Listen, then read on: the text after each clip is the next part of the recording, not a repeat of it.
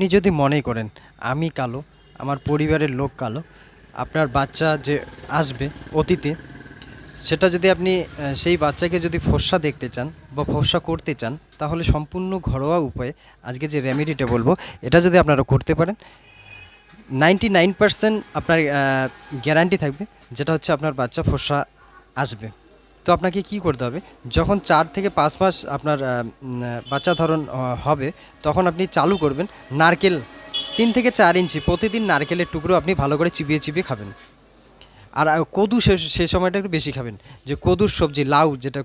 লাউ লম্বা যে হয়, সেটা হচ্ছে আপনি খাবেন সবজিতে, ওটা বেশি বেশি খাবেন। আর হচ্ছে আপনার শুধু যে নারকেলটা আমরা খাই সেই নারকেলটা, আর যদি পারেন আপনি হচ্ছে কমলা লেবু, এই জিনিসগুলো যদি বেশি খান, দেখবেন যে আপনার, কিন্তু মাস্ট বি আপনি হচ্ছে নারকেলটা ডেলি যাতে 3-4 ইঞ্চি করে আপনি খান, দেখবেন যে আপনার বাচ্চা যখন আসবে